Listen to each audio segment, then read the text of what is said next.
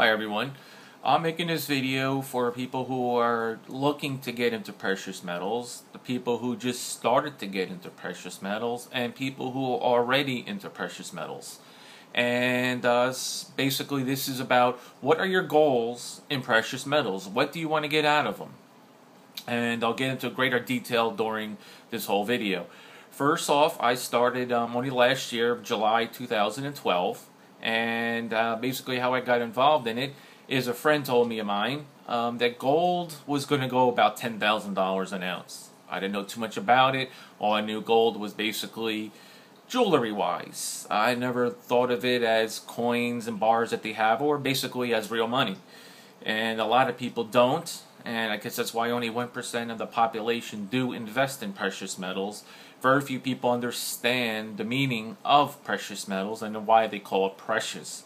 But anyway, a couple weeks later, I'm looking at a newspaper and I see another ad. Gold to $10,000 an ounce. Or one day it'll go to $10,000 an ounce. And something ticked in my head, like, you know what, that's the second time I heard within a month that gold's going to go to $10,000 an ounce. So I got a little more involved in it, and I got myself started in YouTube. And I saw Mike Maloney there and a few other areas of people. But anyway, the first company I saw online to buy precious metals was a company called U.S. Gold Borough.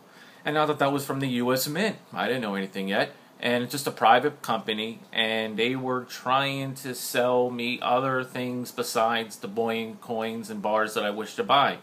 They were more into graded coins, which I was highly considering at some point until I got smart and realized that it was more of a scam than it was a reality thing.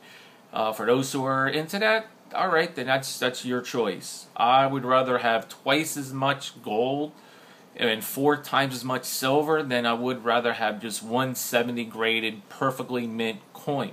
And to me, when you buy your silver and gold, it pretty much says on there, brilliant uncirculated. So it looks pretty beautiful and mint to me anyway. So I never got into that graded coins. But if you're going to get into that, that's you.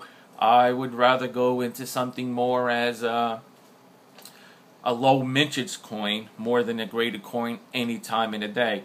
And one coin I did want to show you is from a guy I'm going to talk later about, Chris Dwayne.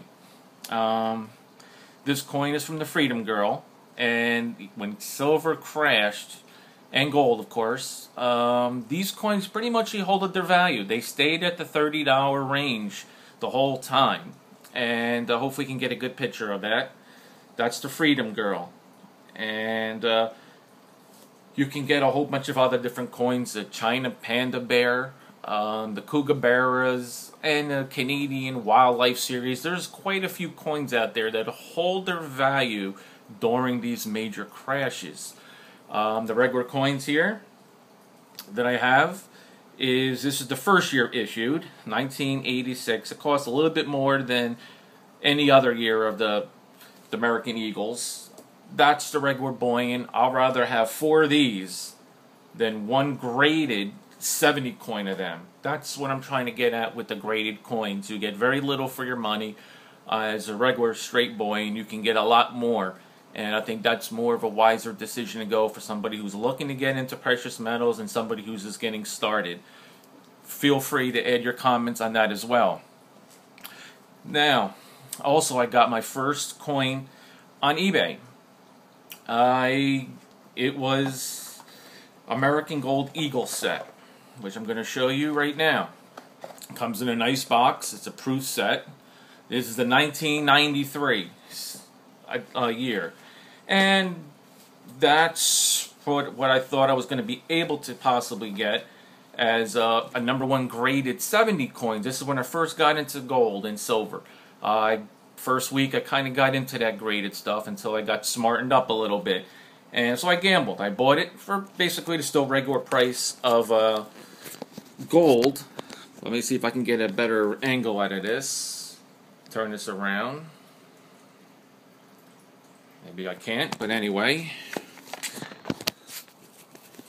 I'm just going to have to hold this up then. And hopefully you can get a good picture of that or view of it. It's a little shiny with the glare of the lights. But that's the 1 ounce. Then you got the half, the quarter ounce, and 1/10 ounce for 1.85 ounces of gold. And this was the rarest or the hardest year to get that 70 graded coins. And it was a little flaw in the 1 ounce coin, so that was not going to be that to double the money of over $6,500 compared to 32 that I paid. So the value was the gold was double, as silver I noticed was almost 4 times for the graded as a regular bullion. And I got it from which I don't have the coins on me. That's in a bank. That's where I keep my stuff majority of the time. I know it's probably a no-no, but it's safe from theft and fire. But anyway, I also got it from Montana Rarities, Atmex, and Scottsdale. And there was a few others, mostly a lot of it on eBay, from small coins, 1 coins here and there, from first year issued and stuff like that nature. And why did I get into precious metals? The main goal for me to get into precious metals was after I saw Mike Maloney and how our money supply is increasing and the value of our dollar is crumbling. I couldn't keep my money in the bank anymore, as the banks are giving me nothing for my money. They were keeping all of the profits, and that's what they do. And don't trust the stock market. That is way too fixed for me, and too many major crashes where people just stealing the money, fake companies, not interested at all. And property was the other area, but that would have been a liability for me in the beginning, and I didn't want that. It's going to have to be an asset, not a liability for me to get into property. And the only thing I could come up with, well, the precious metals. So I decided to do that, as I show the coins that I got. And that's why I got into precious metals. And now the time to start talking about some of the people who are on YouTube, who I listen to. You can check them out and